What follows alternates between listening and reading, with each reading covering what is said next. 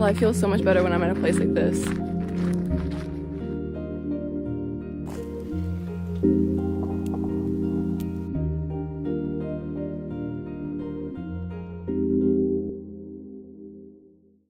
Hi.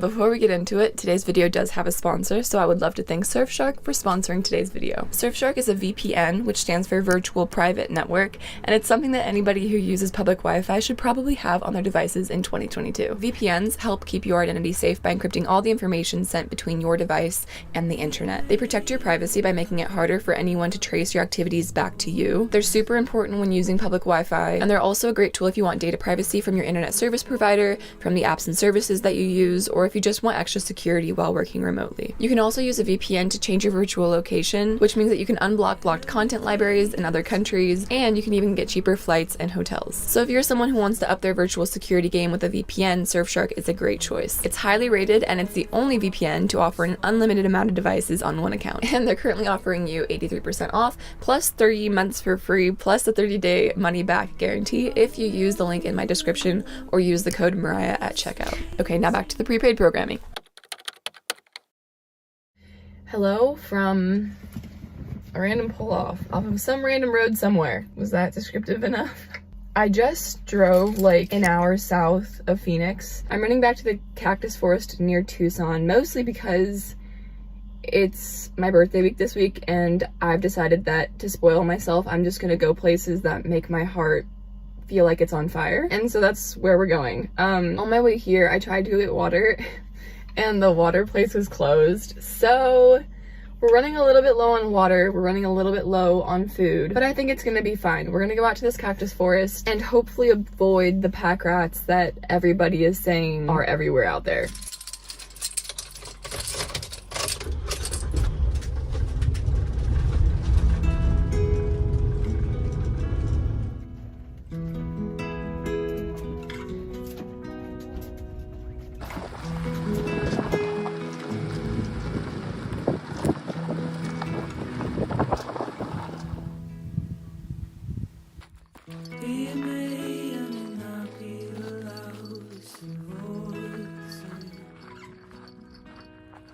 I think it's taking me this long, 2 years almost, to realize that sleeping in really, really pretty places is kind of imperative for my mental health when I'm alone. When I'm not alone, I can be in places that aren't as, like, ridiculous.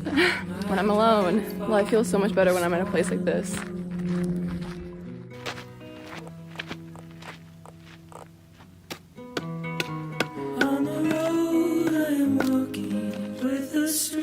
Singing colors of everyone humming for every beat of the rhythm we need. We made the way lots of thorn fades looking for the corners. The world's a hurrying train. Every day I see people with nothing to do with the hatred. In a line further from all the crossed by their name.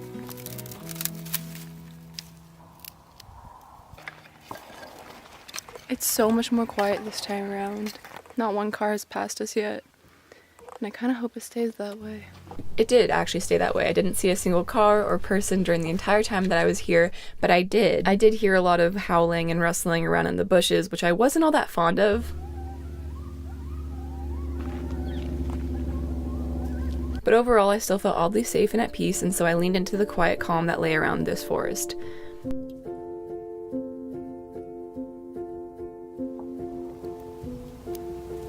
I'm getting so much better at doing this.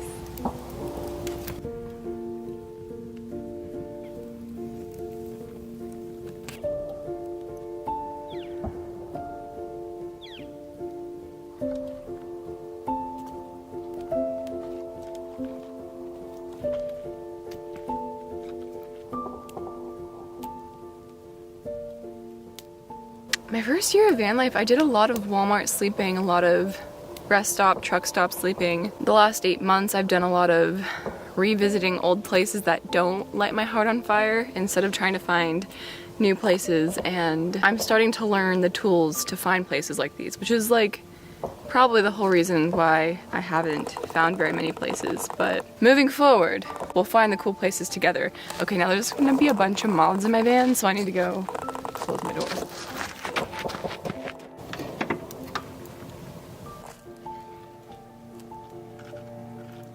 So hard to let love in because you make up in your mind that it's safer to just be alone.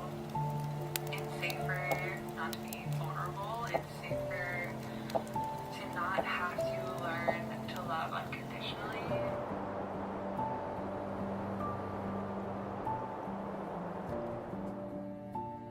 Hello.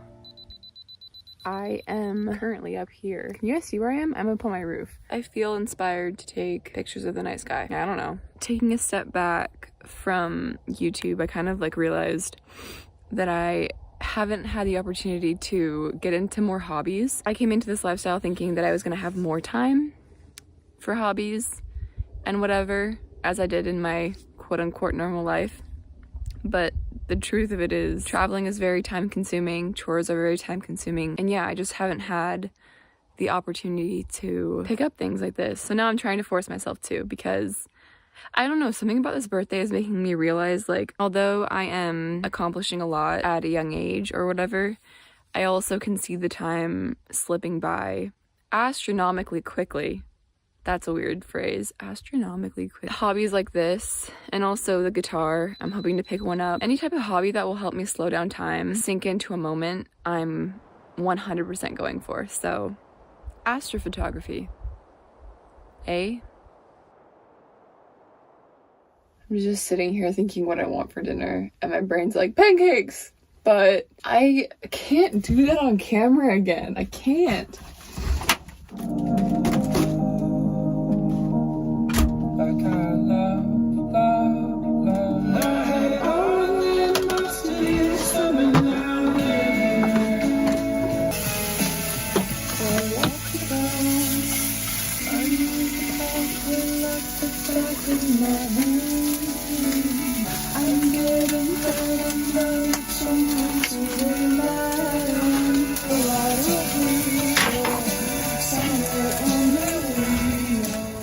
This was a surprising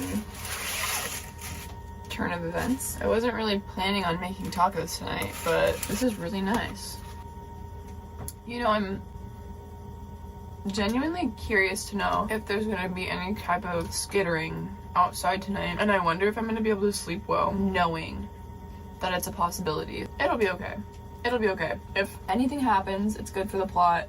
If nothing happens, then I survived a night of uncertainty. A few mornings later, I woke up to a heat wave. It's hot this morning. To avoid the heat, and mostly for Finn's sake, I decided to start making my way towards New Mexico a few days sooner than I had planned. We did have reservations at a little tiny house towards the end of the week, and it kind of just sounded oddly perfect to be able to run around White Sands for 2 days before checking in, so we packed up the van, said goodbye to one of our favorite places on earth, and set off towards the rising sun. Oh, and there ended up being no pack rat incidents. I kind of forgot to add that in. White Sands National Park.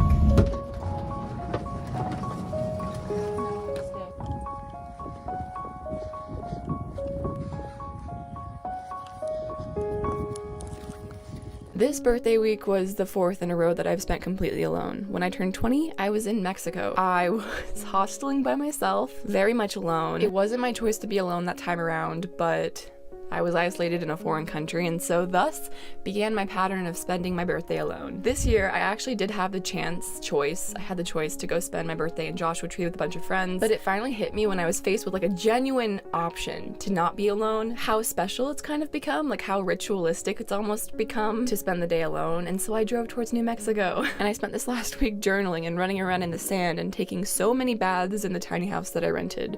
Oh, right, the tiny house.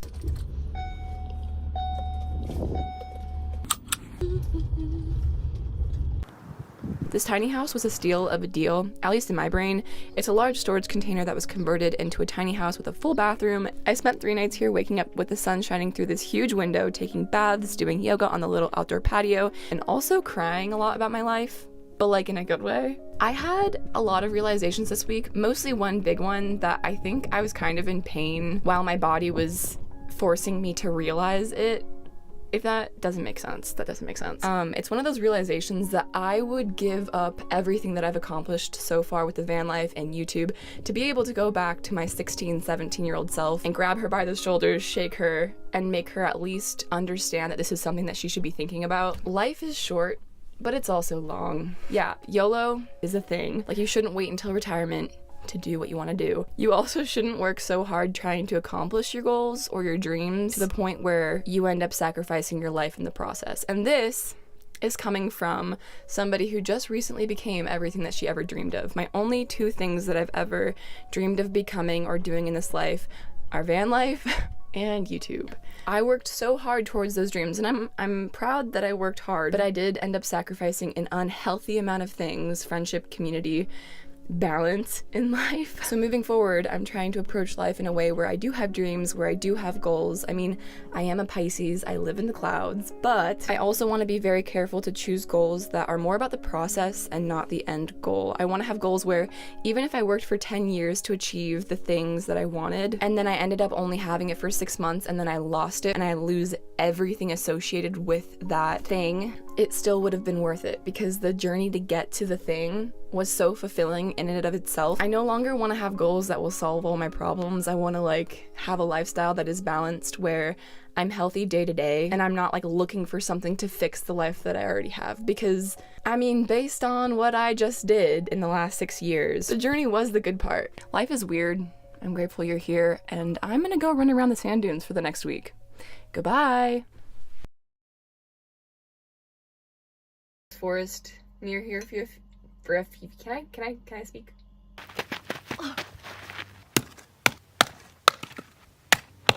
Today it is hello. That? Oh my god. Why do you smell like my dish soap? Finn, this is a national park, my dude. You can't do that.